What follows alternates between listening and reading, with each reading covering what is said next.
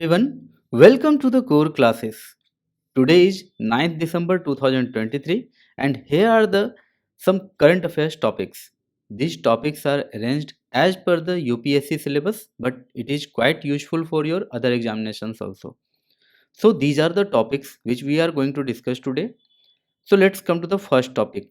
The first topic is Oil and Gas Decarbonization Charter OGDC. All of us know हम सब जानते हैं कि कोप 28 की जो बैठक है समिट है ये हो रहा है यूएई में और इसकी प्रेसिडेंसी इस कोप 28 की प्रेसिडेंसी कौन कर रहे हैं तो डॉक्टर सुल्तान अल जबर ये जो हैं ये कोप 28 की प्रेसिडेंसी कर रहे हैं। ये यूएई के minister of industry and advance technology हैं और special NY for climate change UAE की तरफ से यही है। तो इस समिट को चेयर इन्हीं के द्वारा किया जा रहा है और डॉक्टर अल जबर और किंगडम ऑफ सऊदी दोनों ने मिलकर अनाउंस किया the official launch of the oil and gas decarbonisation charter OGDC. तो ये हाल ही की घटना है, शायद 2 या 3 दिसंबर की घटना है। आज तो 9 दिसंबर है, so we are late but we are covering it. So about the oil and gas decarbonisation charter हम देख लेते हैं। It is a dedicated initiative for the oil and gas sector. It aims to induce substantial impact in addressing climate change challenges. ठीक है, तो ये यहाँ पर है कि यहाँ इंड्यूस किया जाएगा substantial impact in addressing climate challenges. Currently 50 companies कहा जाता है कि दुनिया में 40% जो ग्लोबल ऑयल प्रोडक्शन है, ठीक है, ग्लोबल ऑयल प्रोडक्शन 40% ये केवल 50 कंपनीज करती हैं। 50% मैं नहीं कह रहा हूँ, 50 कंपनीज कह रहा हूँ। कंपनी तो शायद लाखों के लाखों होंगे, लेकिन उसमें से मात्र 50 ऐसी कंपनियां हैं जो दुनिया में टोटल ऑयल प्रोडक्शन का 40% ऑयल प्रोडक्शन करती है। अब समझने वाली बात यह है कि अगर ये 50 कंपनीज में भी एक कुछ इंड्यूस किया जाए, इन्हें इन्हें कुछ इस तरह से नया नया टेक्नोलॉजी के लिए थोड़ा सा इनकरेज किया जाए, अगर ये अपने टेक्नोलॉजी में कुछ सुधार लाते हैं जिससे कि थोड़ा सा भी कार्बन फुटप्रिंट अगर कम हो सकता है, तो ये अपने आप में एक बहुत ही रिवोल्यूशनरी स्टेप होगा। और मज़े की बात या सबसे अच्छी बात यह है कि इस प्रस्ताव को लेकर आ रहे हैं वो देश जो जो कि पूरा ऑयल डिपेंडेंट इकोनॉमी है और बहुत बड़े बड़े इकोनॉमी है, वो इसमें अपनी पहल कर रहे हैं। ये अपने आप में बहुत ही बड़ी बात है, बहुत ही अच्छी बात है।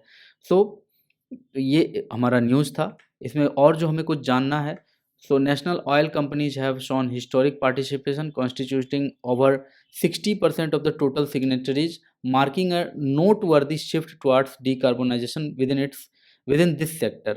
तो ये अपने आप में बहुत ही बड़ी बात है कि टोटल सिग्नेटरीज जितने भी हैं उसमें से 60% जो है वो ऑयल नेशनल ऑयल कंपनीज हैं।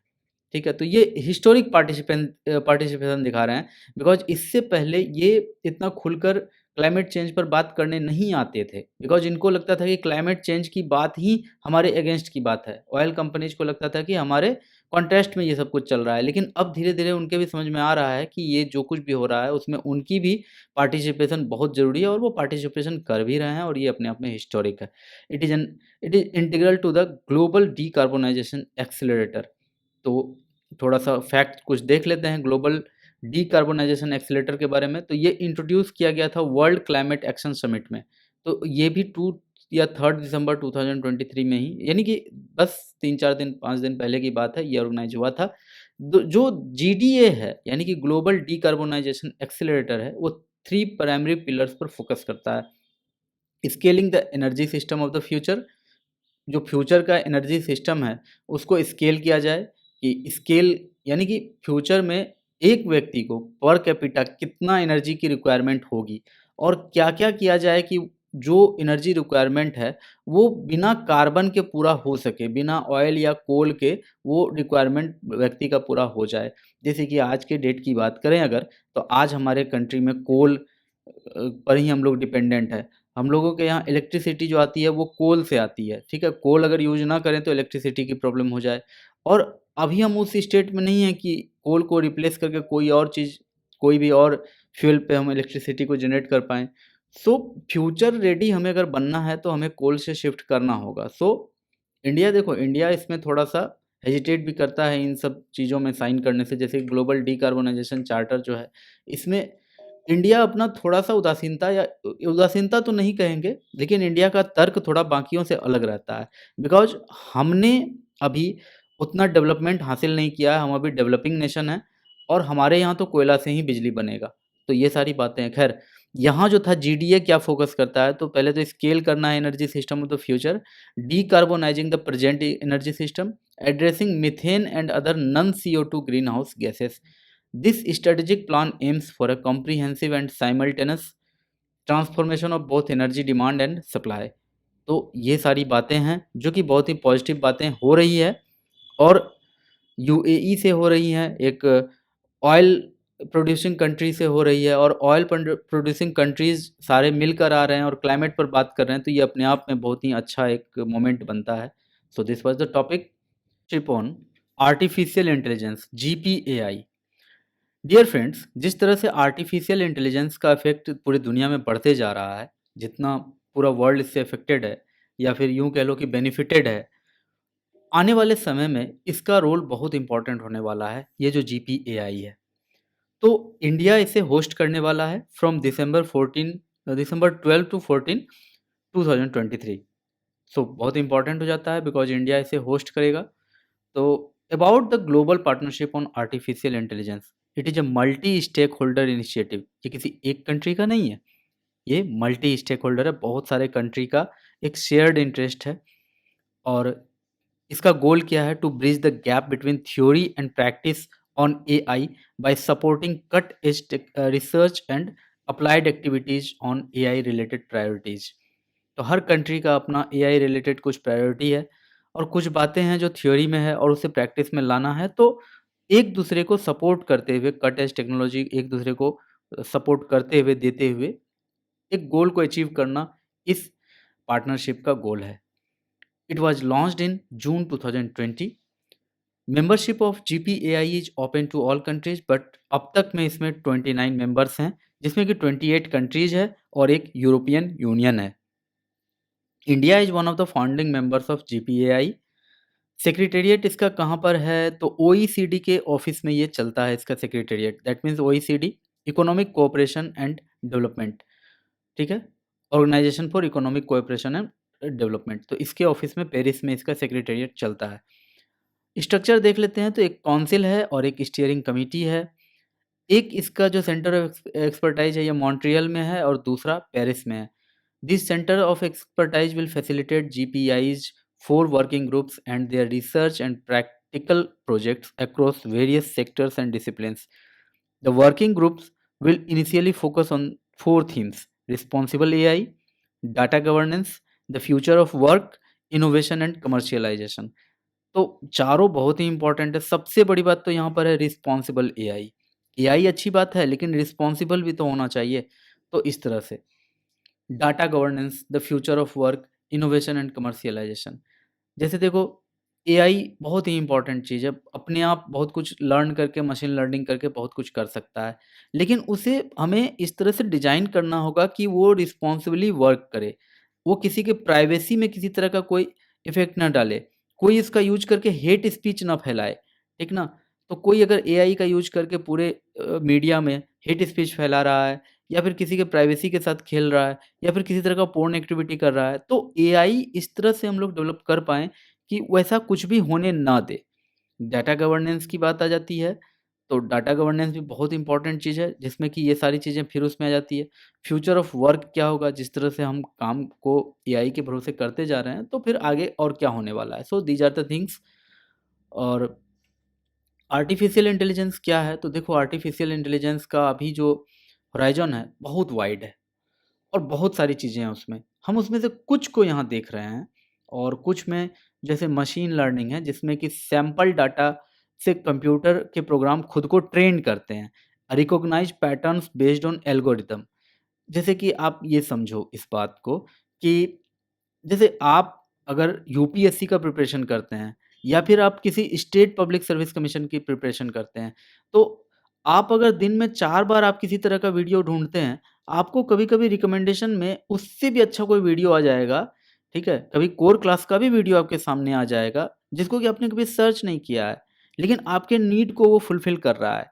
क्यों ऐसा हो जाता है? बिकॉज़ मशीन जो है यूट्यूब का अपना जो सॉफ्टवेयर है, प्रोग्राम्स हैं, वो लर्न करता है कि इस तरह के स्टूडेंट जो भी होते हैं, वो अच्छे कंटेंट को खोजते हैं और जिस कंटेंट पर ज़्यादा रिलाय करते हैं आपके जैसे स्टूडेंट, वो आपको ऑटोमेटिक रिकमेंड कर देता है। तो वो कहाँ से सीखा?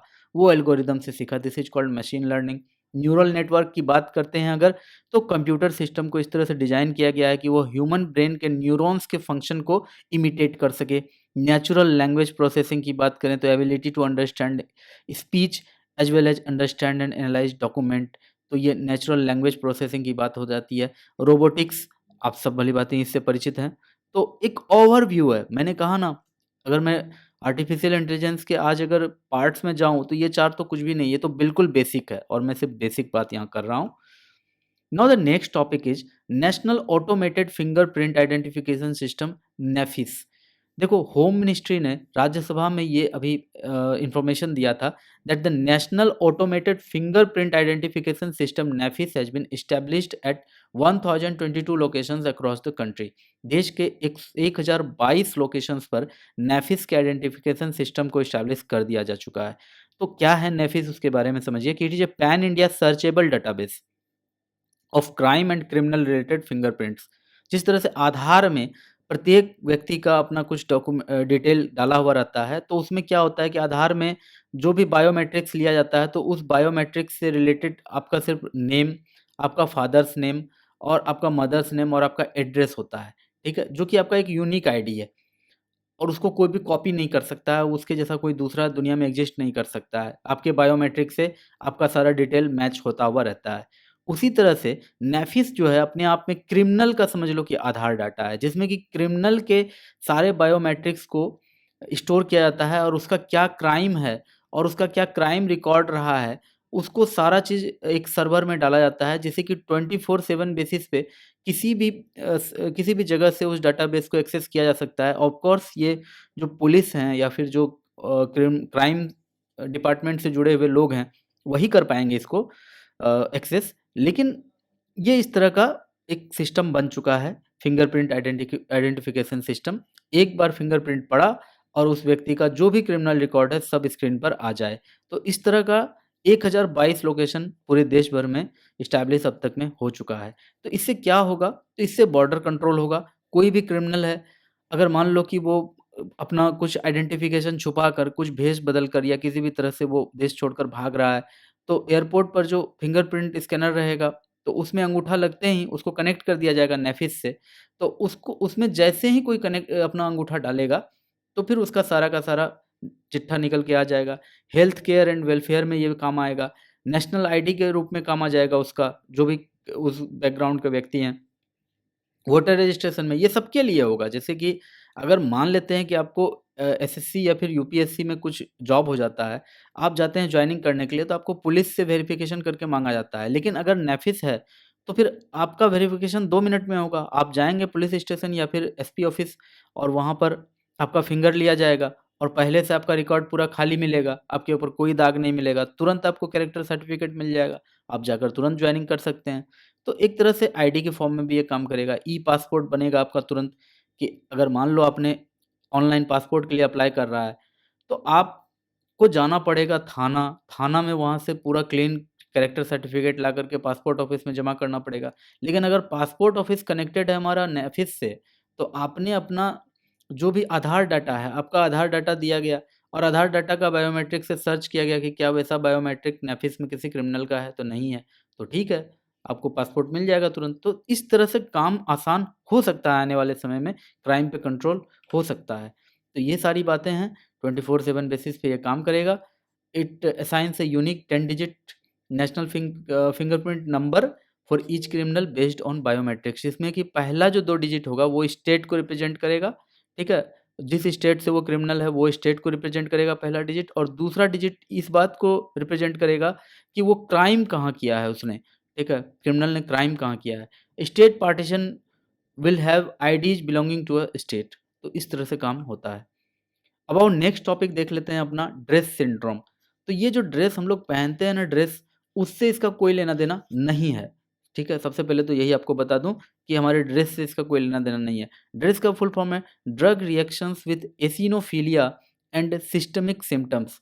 आप सबको पता होगा कि हमारे बॉडी में आरबीसी होता है, हमारे ब्लड में आरबीसी होता है, डब्ल्यूबीसी होता है और प्लेटलेट्स होता है, ठीक है? और डब्ल्यूबीसी कई तरह के होते हैं, जिसमें से कि एक आपका ये भी है एसिनोफिल्स, और एसिनोफिल्स से रिलेटेड एक आपका डिजीज़ या फिर एक प्रॉब्लम कह लीजिए, वो एसिनोफिलिया है। तो drug reactions with eosinophilia and systemic symptoms, इसी का शॉर्ट एब्रिविएशन है ड्रेस। तो recently Indian pharmacopoeia commission IPC ने इशू किया है एक ड्रग सेफ्टी अलर्ट कि डॉक्टर या पेशेंट इस बारे में जान ले कि एक पेन किलर होता है, दर्द होने पे लोग खाते हैं, मेफेनेमिक एसिड। तो इस पेन किलर का अगर आप ज़्यादा यूज करते हैं तो आपको ड्रेस की प्रॉब्लम हो सकती है। अगर ये पेन किलर आप ज़्यादा खाते हैं तो आपके बॉडी का जो एसिनोफिलिया है उससे ड्रग रिएक्शंस बढ़ सकते हैं और उसके कारण ये प्रॉब्लम आ सकता है। और ये प्रॉब्लम जब आता है तो फिर इसमें क्या होता है कि patients typically present with rash, body पर अजीब तरह का रैश होना शुरू हो जाता है, पूरे एकदम अजीब तरह का रैश होने लगता है, रेड रेड कलर का रैश होता है, फिर बाद में ये ब्लैक पड़ने लगता है, फीवर आ जाता है, eosinophilia, but can have a variety of symptoms including liver में प्रॉब्लम आने लगेगा, लंग में, किडनी इन्वॉल्व हो जाएगा इसमें, तो बहुत ही ज़्यादा इवन मॉर्टेलिटी तक हो जाता है कभी-कभी, कभी-कभी मॉर्बिडिटी तक सिचुएशन रह जाती है। तो ये सारी चीज़ें हो सकती है। Have a visceral involvement, hepatitis, pneumonitis और myco mica sorry myocarditis, pericarditis, nephritis and colitis, इस तरह की प्रॉब्लम इसमें देखने को मिलता है। It is sometimes referred to as a DIHS, drug induced hypersensitivity syndrome. It is a type of drug allergy that can occur as a reaction to large variety of medications। तो अगर बहुत ज़्यादा medication अगर किया जाए तो कभी-कभी इस तरह की चीज़ें होती है, जैसे कि मेफेनेमिक एसिड जो पेन किलर होता है, वो इस तरह के प्रॉब्लम को जन्म दे सकता है। So this is the whole topic.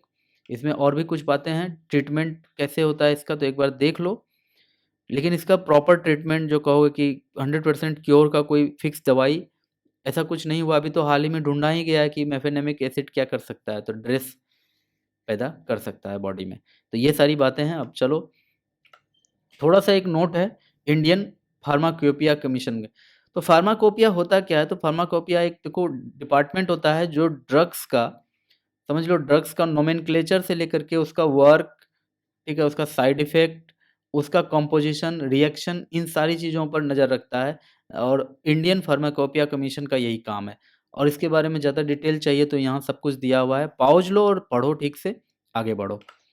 प्रधानमंत्री उच्चतर शिक्षा अभियान, ये भी एक टॉपिक है। मैं इतना तेज़ क्यों करता हूँ? तेज़ इसलिए करता हूँ ताकि ज़्यादा से ज़्यादा टॉपिक आपका कंप्लीट हो और कम से कम टाइम लगे, बिकॉज़ और भी बहुत कुछ है आपको पढ़ने के लिए।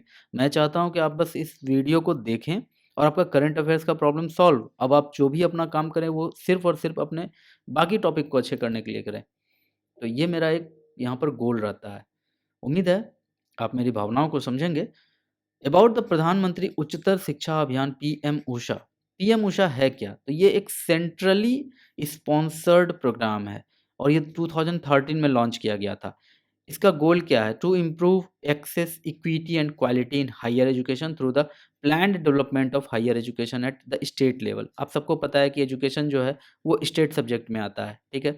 तो स्टेट में क्या होता है कि स्टेट गवर्नमेंट के पास पावर है अपने लिए कुछ भी करने का, लेकिन उसमें क्या है, प्रधानमंत्री उच्चतर शिक्षा अभियान में एक सेंट्रली स्पॉन्सर्ड स्कीम है। तो एक बार देख लेते हैं कि सेंट्रली स्पॉन्सर्ड स्कीम क्या होता है। स्कीम दो तरह के होते हैं, एक तो ये सेंट्रली स्पॉन्सर्ड स्कीम है, दूसरा ये सेंट्रल सेक्टर स्कीम है। सेंट्रल सेक्टर स्कीम में एंटायर जो फंडिंग होगा वो सेंट्रल गवर्नमेंट बियर करता है, लेकिन सेंट्रली स्पॉन्सर्ड स्कीम में जो सेंट्रल गवर्नमेंट है कभी कभी 90% तक सेंट्रल गवर्नमेंट देता है, जितना भी स्कीम में खर्चा आएगा, ठीक है। खर्चा अगर 100 करोड़ का आएगा किसी स्कीम में पूरे राज्य में, तो उस राज्य का 90%, 100 करोड़ में से 90 करोड़ केंद्र सरकार देगी, मात्र 10 करोड़ फिर स्टेट गवर्नमेंट को लगाना है। अगर 70-30 पर तय हुआ है तो फिर उस तरह से बातें होंगी। जैसे स्पेशल स्टेटस वाले जो राज्य हैं, जैसे नॉर्थ ईस्ट के सारे राज्य, वहाँ 90-10 का रेशियो होता है, ठीक है? और जो महाराष्ट्र, कर्नाटक टाइप के राज्य हैं, वहाँ पर 60-40 का रेशियो होता है। तो 40 करोड़ उसमें राज्य सरकार देगा, 60 करोड़ केंद्र सरकार देगा। ये हम रेशियो की बात कर रहे हैं, अगर 100 करोड़ टोटल खर्चा है तो। तो इस तरह से बातें होती है। नॉर्मली जो सब्जेक्ट जो स्टेट लिस्ट का होता है उसको सेंट्रली स्पॉन्सर्ड स्कीम द्वारा चलाया जाता है, और जो सब्जेक्ट सेंट्रल लिस्ट में होता है, यूनियन लिस्ट में होता है, तो उसे सेंट्रल सेक्टर स्कीम द्वारा चलाया जाता है। और देखो सेंट्रली स्पॉन्सर्ड स्कीम जो है इम्प्लीमेंट कौन करेगा, तो स्टेट गवर्नमेंट करेगा, और सेंट्रल सेक्टर स्कीम कौन इम्प्लीमेंट करेगा, तो वो सेंट्रल गवर्नमेंट करेगा। सेंट्रल सेक्टर स्कीम का एग्जाम्पल अगर देखना चाहो तो मुद्रा योजना, भारत नेट ईटीसी, और सेंट्रली स्पॉन्सर्ड स्कीम का अगर देखना चाहो एग्जाम्पल तो मनरेगा, एनएसएपी, इस टाइप के कुछ एग्जाम्पल हैं। आई होप ये सारी बातें आपको समझ में आ रही है और आप सेशन को एंजॉय कर रहे हैं, और एंजॉय कर रहे हैं तो प्लीज़ लाइक बटन दबा ही देना, ठीक है। तो ये पीएम उषा का क्या ऑब्जेक्टिव है, क्रिएटिंग न्यू एकेडमिक इंस्टीट्यूशंस, ठीक है, नए नए एकेडमिक इंस्टीट्यूशंस बनाए जाएं, और जो बने हुए हैं उनको एक्सपैंड किया जाए, अपग्रेड किया जाए, ठीक है, उसमें स्ट्रीम बढ़ाया जाए, और उसमें जो भी फैकल्टी है या फिर जितना भी ज़्यादा से ज़्यादा डिसिप्लिन है उसको और ज़्यादा बढ़ाया जाए। Developing institutions that are self reliant in terms of quality education, professionally managed and characterised by a greater inclination towards research, research की तरफ ज़्यादा इंक्लिनेशन हो हायर एजुकेशंस का। इन सारी बातों को ध्यान में रखते हुए स्टेट गवर्नमेंट को ये हिदायत दी जाती है कि आप कीजिए, पीएम उषा के तहत काम कीजिए। तो ये चीज़ होता है। तो रिसेंट न्यूज़ क्या है कि एजुकेशन मिनिस्टर ने, यूनियन एजुकेशन मिनिस्टर ने उड़ीसा चीफ मिनिस्टर जो नवीन पटनायक हैं अभी वर्तमान में, उनको ये अर्ज किया है कि आप पीएम उषा अपने स्टेट में लागू कीजिए, जो कि बहुत ज़रूरी है उस स्टेट के लिए, ऐसा education minister, union education minister ने कहा है। फंडिंग की बात की जाए तो उसे आप देख लेना ठीक से, अभी तुरंत मैंने फंडिंग के बारे में बात कर लिया है। Central funding is based on norms and it's outcome dependent, ठीक है। PM Usha places greater emphasis on the improvement of the quality of teaching and learning processes in order to produce employable and competitive graduates, PhDs, etc. The program focuses on higher educational institutions and draw upon the best practices from colleges and university across the nation. ठीक है, ये सारी बातें हैं, उम्मीद है आप इसे बहुत ही कंसंट्रेट करके देखेंगे। नेक्स्ट जो हमारा टॉपिक है वो है पशुपति नाथ टेम्पल। तो अभी हाल ही में एक न्यूज आया कि पशुपतिनाथ टेम्पल के आसपास में consumption of meat, alcohol and other intoxicants have been restricted, उसे रेस्ट्रिक्ट कर दिया गया है। तो यही तो एक जो कहोगे एंशियंट इंडिया या मॉडर्न इंडिया, एक तो हमारा जो कल्चर है, जैसे कि हम नाम दे देते हैं, एक नाम हम दिए हुए हैं, लेकिन ऐसा कुछ अगर कहोगे, ये नाम तो खैर हमें बाहर वालों ने दिया है, ठीक है, सिंधु रिवर के कारण। लेकिन हमारा जो अपना कल्चर है, मैं तो इसे इंडिया का कल्चर कहता हूँ। तो ये जो कल्चर है बड़ा ही वाइब्रेंट है, बहुत ही ज़्यादा डाइवर्स है, ठीक है। कहीं तो शिव का एक रूप है जिसको कि हम लोग कुछ और नाम देते हैं, ठीक है। तो शिव का और नाम होता है जिसमें कि कभी-कभी अघोरी संप्रदाय भी होता है जो शिव का पूजा करता है। तो वो लोग देखो कि अल्कोहल, मीट, ये सब क इन सब चीज़ों का कंज़म्पशन ज़्यादा से ज़्यादा करते हैं। और एक तरफ शिव का ही एक रूप है पशुपति, उनके मंदिर के आस-पास का पूरे एरिया में एक खास फेस्टिवल में मीट और अल्कोहल को बैन कर दिया गया है। Sale and consumption of meat, alcohol and other intoxicants have been restricted. So this is the diversity and beauty of Hinduism, ठीक है? तो हमें देखना चाहिए पशुपतिनाथ टेम्पल के पास due to Hindu festival of Bala Chaturdashi. Bala Chaturdashi होने वाला है, तो उस फेस्टिवल के दौरान ये सारी चीज़ें वहाँ पर बैन रहेंगी। कंजम्पशन या फिर उसका बिकना, सब कुछ। It is a Pashupatinath temple के बारे में देख लो। तो ये हिंदू टेम्पल है dedicated to Pashupati, a form of Shiva.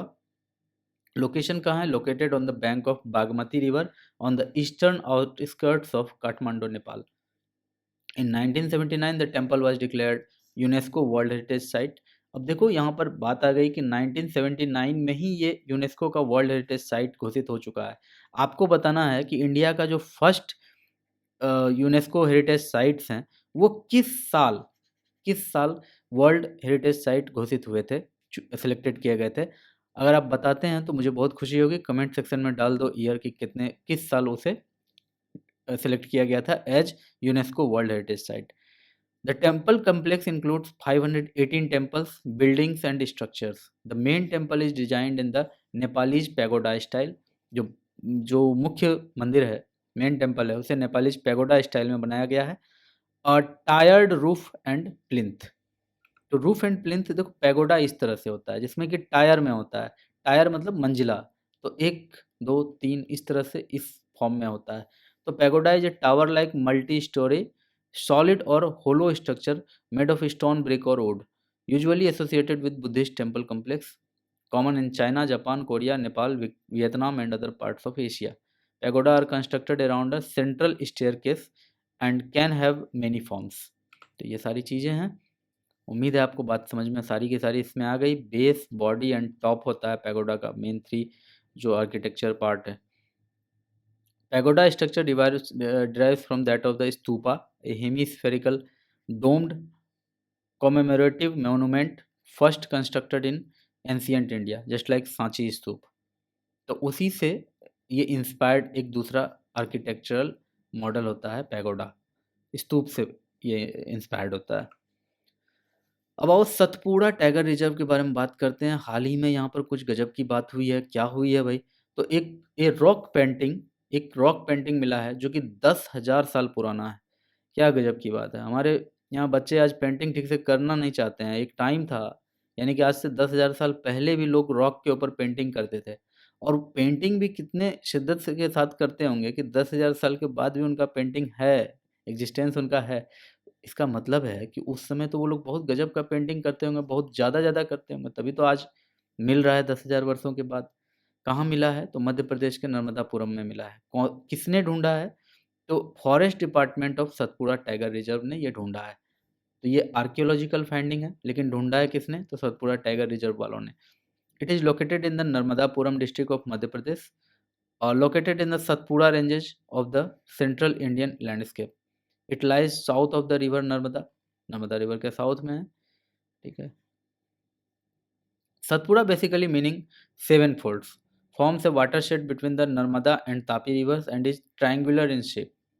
तो सतपुड़ा जो रेंज की बात हो रही है यहाँ पर वो 7 folds है और एक ट्रायंगुलर शेप में है। तो it is part of the Deccan biogeographic zone of India. Deccan के ये बायोजियोग्राफिक जोन में माना जाता है, bio and geographic. So it is full of some biodiversity and geographic uniqueness. It is part of the Pachmarhi biosphere reserve. ये जो है Satpura tiger reserve की बात हो रही है, ये कहाँ बिलोंग करता है? तो Pachmarhi biosphere reserve, Pachmarhi biosphere reserve में बिलोंग करता है Satpura tiger reserve. It is part of one of the largest tiger habitats in the world, जो कि 10,000 स्क्वायर किलोमीटर में फैला हुआ है। दुनिया के सबसे बड़े टाइगर हैबिटेट्स में से एक माना जाता है, along with forest area of Betul, Harda, Khandwa and Melghat forest division. ये सबको मिला करके क्या बन रहा है आपका? सतपुड़ा टाइगर रिजर्व बन रहा है। कॉरिडोर देख लेते हैं इसका। It has corridor connectivity Pench national park. तो इसमें क्या है, ये पेंच नेशनल पार्क से भी कनेक्टेड होता है। Habitat is also an important testimony to human evolution as it houses more than 50 rock shelters that are almost 1500 to 10,000 years old। तो रॉक शेल्टर भी यहाँ पर 50 पाए गए हैं, जो कि 1500 साल पुराने से लेकर के 10,000 साल पुराने तक के यहाँ पर पाए जाते हैं। दैट मीन्स यहाँ पर ह्यूमन का हैबिटेट बहुत पुराना है, 10,000 साल से यहाँ पर ह्यूमन का हैबिटेट है। Geological formations include the Deccan trap series, Gondwanas and metamorphic rocks. Flora, sal and teak का यहाँ पर ट्रीज बहुत ज़्यादा पाया जाता है। इसके अलावा जामुन, बहेदा, पलाश, महुआ, साज, बीजा, तेंदू, अर्जुन, सेमल, सलाई, कुसुम, अचार etc। तो ये सारी बातें हैं। 26 species of the Himalayan region and 42 species of the Nilgiri areas are found. Hence, STR is known as the northern extremity of the Western Ghats। ठीक है, northern extremity of the Western Ghat। Western Ghat का north border आप कह लीजिए, यानी कि environment के ख्याल से, ठीक है, बायोडाइवर्सिटी के ख्याल से STR को वेस्टर्न घाट का एकदम नॉर्दर्न टिप पॉइंट माना जाता है। ठीक है। नेक्स्ट है हमारा इसेंशियल सर्विसेज मेंटेनेंस एक्ट। बहुत ही गजब का ये न्यूज़ है, आपको जान के बहुत खुशी होगा। अगर आप सरकारी जॉब में जाने वाले हैं तो कुछ बातों को आप अच्छे से जान लें। Odisha government recently invoked the Odisha essential services act ESMA। तो ओडिशा ने हाल ही में इसे इन्वोक किया है, इसे लागू किया है, जिसमें कि इस एक्ट में के द्वारा क्या किया गया है, गवर्नमेंट ने क्या किया है, तो prohibited strikes by the paramedical staff including nurses, pharmacists and technicians, class 3 and class 4 employees to ensure that medical services are not disrupted. हुआ क्या है कि उन लोगों की अपनी कुछ मांगे हैं। देखो, नर्सेस, फार्मासिस्ट्स और टेक्नीशियंस, इनकी सैलरी की मांगे हो सकती हैं, इनके पेंशन की मांगे हो सकती है। मांगे हो सकती हैं, बिल्कुल जायज़ हों, ठीक है, और मांगे इनकी पूरी होनी भी चाहिए। लेकिन उन मांगों को मनाने में या फिर उनका डिमांड करने में क्या होता है, कहीं न कहीं पेशेंट बीच में पिस जाता है। तो गवर्नमेंट ने अभी इसेंशियल सर्विसेज मेंटेनेंस एक्ट लागू किया है, जिसके तहत इनको ये अब हड़ताल नहीं कर सकते हैं। इनका स्ट्राइक करने का जो राइट है एक तरह से खत्म हो गया। जैसे ये लागू हो गया तो खत्म हो गया, क्योंकि ये इसेंशियल सर्विस किसको बोला जाता है? इसेंशियल सर्विस उसको बोला जाता है जो कि समाज के लिए बहुत ज़्यादा ज़रूरी है, कम्युनिटी के लिए बहुत ज़रूरी है। जैसे पब्लिक कंजर्वेशन, सैनिटेशन, सैनिटेशन के बिना कुछ नहीं चल सकता है। Water supply, hospitals, national defence are essential. Any establishment involved in producing, delivering, or distributing petroleum, coal, electricity, steel, fertilizer also classified as providing essential services। तो देखो, यहाँ पर बहुत सारे क्लासिफिकेशन इसके हैं, लेकिन इसमें एक है हॉस्पिटल, जो कि बहुत इंपॉर्टेंट हो जाता है। Hospital, it is an act of Indian parliament. ये जो इसेंशियल सर्विस मेंटेनेंस एक्ट है, ये एक्ट है 1968 का, जिसमें कि सेंट्रल गवर्नमेंट जब भी चाहे, अगर ऐसा लग रहा है कि किसी के स्ट्राइक पर जाने से या फिर किसी भी प्रॉब्लम से कोई इसेंशियल सर्विस हमारा रुक रहा है, तो फिर वहाँ पर क्या करेगा गवर्नमेंट? ये इसेंशियल सर्विसेज मेंटेनेंस एक्ट लागू कर देगा। और ये जैसे इम्प्लीमेंट होगा, तो कोई भी जो गवर्नमेंट एम्प्लॉई है वो स्ट्राइक पर नहीं जा सकता है, वो किसी भी तरह का बहाना नहीं कर सकता है कि वो काम नहीं करेगा, जिससे कि लोगों के जो डेली लाइफ है वो हार्म होने से बच जाएगा। और enforce to prohibit striking employees from refusing to work in certain essential services. Employees cannot cite bans or a curfew as an excuse not to report to work। तो उन्हें तो रिपोर्ट करना ही पड़ेगा वर्क पर। जो भी लोग स्ट्राइक में थे उनको जाकर के काम करना पड़ेगा। सिंपल मीनिंग इसका यहाँ पर यही है। इसके अलावा और भी चीज़ें हैं यहाँ पर। सर्विसेज एक्ट में देखो क्या होता है कि स्टेट गवर्नमेंट अपने स्टेट में अपने हिसाब से इसे लागू कर सकती है, क्योंकि वहाँ जो सिचुएशन होगा इसको अकॉर्डिंग वो काम करेगा। अगर सेंट्रल गवर्नमेंट ये लागू करता है तो सेंट्रल गवर्नमेंट का जो भी रूल पहले से है 1968 का, वही इन्वोक होगा, ठीक है। तो एम्प्लॉयज़ के अगेंस्ट यहाँ पर होता है। अगर एम्प्लॉयज़ फिर भी जाता है स्ट्राइक पर या काम नहीं करता है, तो फिर पुलिस उसे बिना वारंट के ही उसको अरेस्ट कर सकता है। बिना वारंट के उसके अरेस्ट हो सकता है। पर्सन्स पार्टिसिपेटिंग इन और instigating the strike are punishable with imprisonment. देखो, स्ट्राइक करना राइट हो सकता है किसी का, लेकिन फंडामेंटल राइट नहीं है। स्ट्राइक करना आपका फंडामेंटल राइट नहीं है। एसोसिएशन बनाना आपका फंडामेंटल राइट है। राइट टू एक्सप्रेशन आपका फंडामेंटल राइट है, बट जो स्ट्राइक है वो आपका फंडामेंटल राइट नहीं है। अगर स्ट्राइक से किसी के लाइफ को इफ़ेक्ट हो रहा है, तो फिर गवर्नमेंट उसी समय अगर इसेंशियल सर्विसेज मेंटेनेंस एक्ट लागू कर देती है। इवन लागू ना भी करे, अगर कोई स्ट्राइक पर चला गया है, तो गवर्नमेंट चाहे तो फिर वो इस एक्ट के तहत उनको अरेस्ट कर सकती है। हालाँकि उसे एक बार पहले सूचना देना होता है गवर्नमेंट को, तो गवर्नमेंट ने सूचना दे दिया है, उड़ीसा गवर्नमेंट ने। और अगर फिर भी लोग अगर जाता है स्ट्राइक पर, तो डिसिप्लिनरी एक्शन के लिए वो तैयार रहे। Each state has its own ESMA. So basic जो मोटा-मोटा बात है आपको समझ में आ गया होगा ईएसएमए का, कि जब भी कभी कोई कर्मचारी हड़ताल पर जाता है, तो हड़ताल के कारण अगर एसेंशियल सर्विस रुक जाए लोगों का, like water supply, sanitation, hospital, national defence, तो फिर गवर्नमेंट ईएसएमए लागू करके कर्मचारी को फ़ोर्स कर सकता है काम कराने के लिए, और काम अगर फिर भी नहीं करे, तो उसके खिलाफ बहुत ही हार्ड पेनल एक्शन लिया जाएगा। अब है इबू वोल्केनो। इबू वोल्केनो, तो बहुत ही इम्पोर्टेंट टॉपिक हो जाता है। देखो, हाल ही में हमने अभी पढ़ा था कि एक माउंट जो था माउंट जावा में, ठीक है, तो वहाँ पर बहुत ही गजब का एक आया हुआ था, वोल्केनो आया हुआ था माउंट मारापी में, ठीक है। तो दो माउंट है, एक मारापी है जो कि सुमात्रा में है, और जावा में है आपका माउंट मेरापी। तो ये दोनों कभी कभी कंफ्यूज करता है, इसलिए एक मैप ही आपके सामने यहाँ रख दिया हूँ। स्क्रीनशॉट लेना चाहो तो ले लो, नहीं तो फिर ये तो विकीपीडिया खुला हुआ है, पेज आपके सामने है। तो ये विकीपीडिया से मैं आपको डायरेक्ट लाइव कर रहा हूँ। तो ये रहा यहाँ पर पूरा का पूरा जो इंडोनेशिया है ना, उसमें आप देखेंगे कि हर जगह वोल्केनो ही वोल्केनो नज़र आएगा।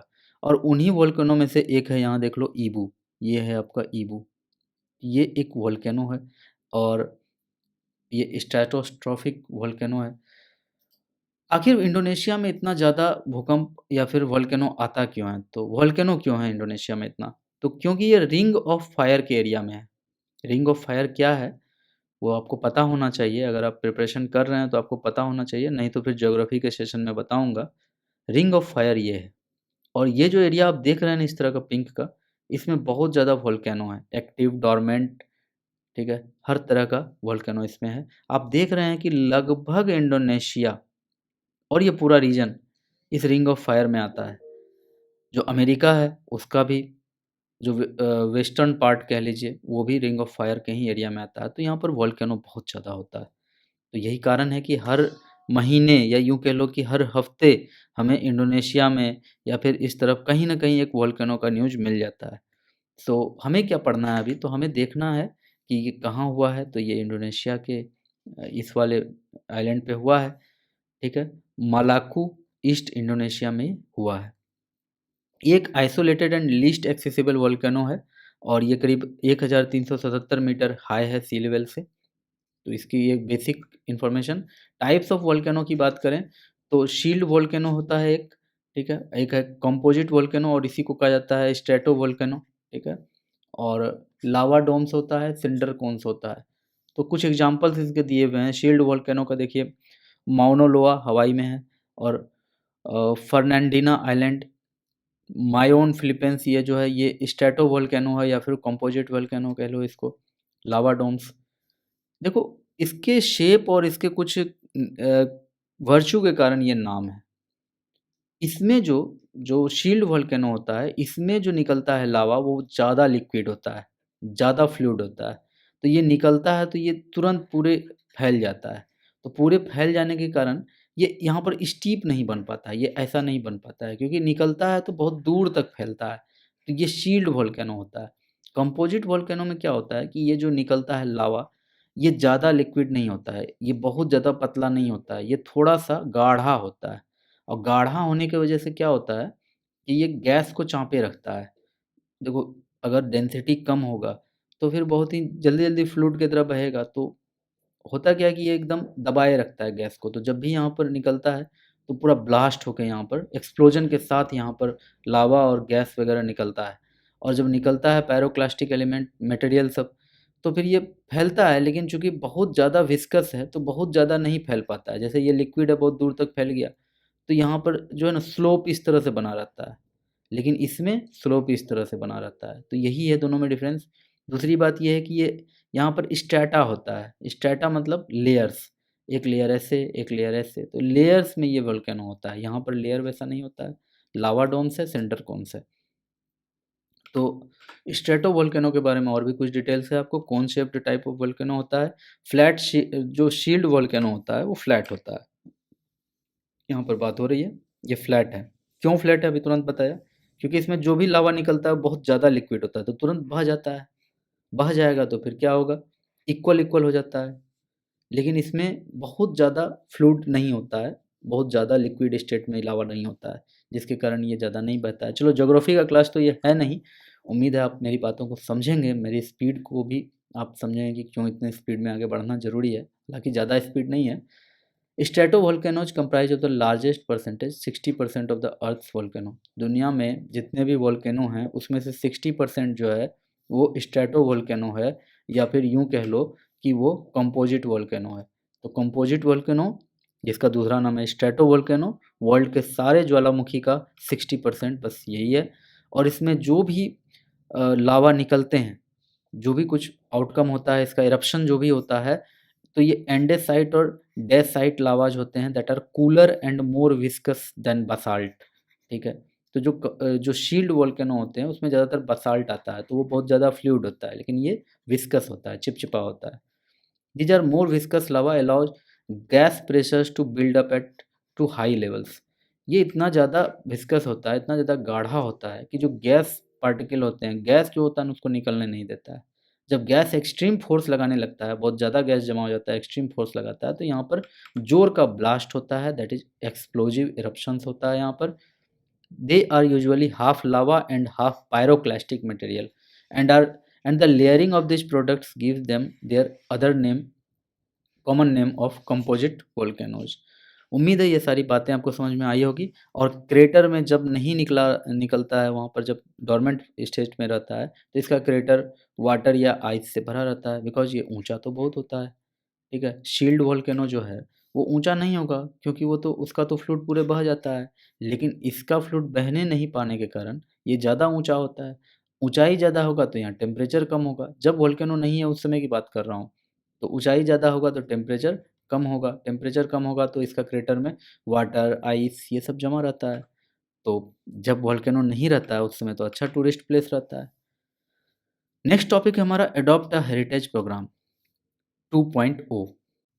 देखो, एक आर्कियोलॉजिकल सर्वे ऑफ इंडिया है, और ये काम करता है मिनिस्ट्री ऑफ कल्चर के अंडर। और मिनिस्ट्री ऑफ कल्चर ने हाल ही में shed light on the adopt a heritage programme 2.0। एक एक्ट है, ancient monuments and archaeological sites and remains act, AMASR 1958। और इसमें 2017 में कुछ अमेंडमेंट करके एक प्रोविज़न इसमें लाया गया, जिसके तहत एक इनिशिएटिव चालू किया गया था, एडॉप्ट अ हेरिटेज स्कीम।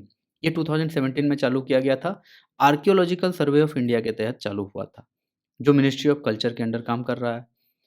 तो इसमें क्या होता है कि इसमें कॉर्पोरेट एंटिटीज़ को ये मौका मिलता है, जो to assume responsibility for selected monuments as per their corporate social responsibility initiative. तो इनको ये मौका मिलता है कि आप कॉर्पोरेट सोशल रिस्पॉन्सिबिलिटी इनिशिएटिव के अंडर आपको कुछ मोन्यूमेंट की सुरक्षा करनी है, या फिर आपको एक हेरिटेज अडॉप्ट करना है। फॉर एग्जांपल, अगर जैसे गौतम अडानी ने हाल ही में लाल किला को अडॉप्ट किया था, तो वहाँ अडॉप्ट करने का मतलब ये नहीं कि लाल किला उसे बेच दिया गया। इसका मतलब ये था कि रेड फोर्ट के आसपास का जो भी सैनिटेशन है, या फिर जो भी उसका रख-रखाव है, वो जो भी खर्चा उसमें आता है वो आप कीजिए। आपका जो भी खर्चा होगा, उसका आपको बेनिफिट मिलेगा टैक्स में। अगर सपोज़ आपने 100 करोड़ खर्च किए, तो इस 100 करोड़ का बहुत बड़ा परसेंटेज, या हो सकता है फुल का फुल, उतना टैक्स आपको छूट दे दिया जाए। यानी कि ऐसे भी वो पैसे आपको सरकार को ही देने हैं।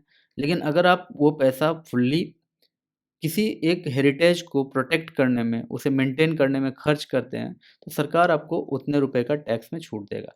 सरकार का ये मानना है कि कॉर्पोरेट वर्ल्ड में वर्किंग एफिशिएंसी बहुत अच्छी है, और वर्किंग क्वालिटी भी बहुत अच्छी है। अगर वो इस तरह का कुछ अडॉप्ट करते हैं, तो उसका एक अच्छा इम्पैक्ट पड़ेगा उस हेरिटेज पर भी, और साथ-साथ जो कॉर्पोरेट हैं, उनका भी अपना सोशल रिस्पॉन्सिबिलिटी तय हो पाएगा। तो इस तरह की चीज़ें अक्सर की जाती हैं। तो मोदी जी ने भी आते-आते सबसे पहले शायद यही सब चीज़ें करना शुरू किया था, 2017 की बात है।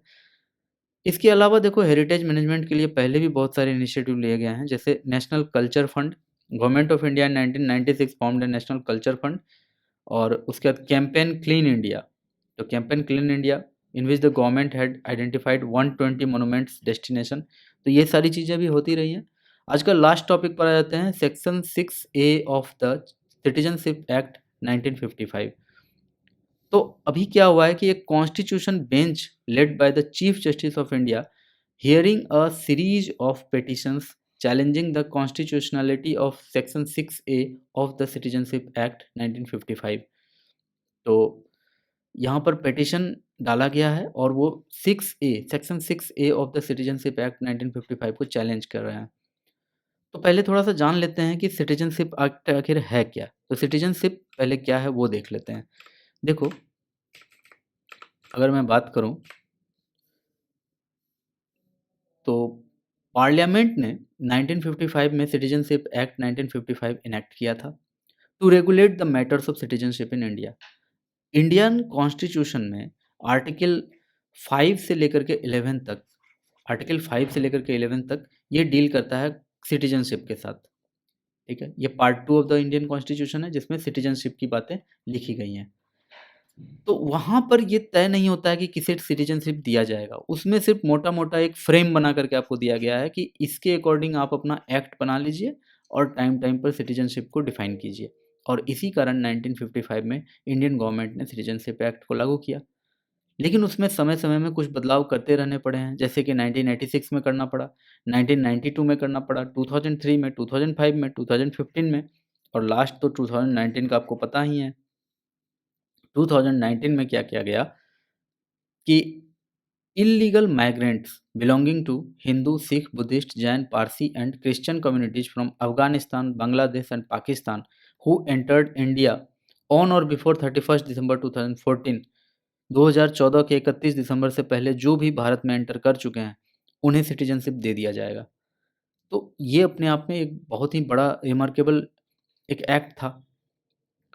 तो इसको लेकर के बहुत ज़्यादा प्रॉब्लम हुआ आसाम में और आसाम में अभी जो एक सीरीज ऑफ पिटीशन को चीफ जस्टिस ऑफ इंडिया खुद से देख रहे हैं, तो वो क्या है उसे देख लेते हैं। पहले देखते हैं कि सेक्शन 6 से क्या है। तो सेक्शन 6 से सिटीजनशिप एक्ट 1955 का एक एक्ट है, एक सेक्शन है सॉरी, और ये सेक्शन 1955 से नहीं है, ये सेक्शन को डाला गया था 1986 में।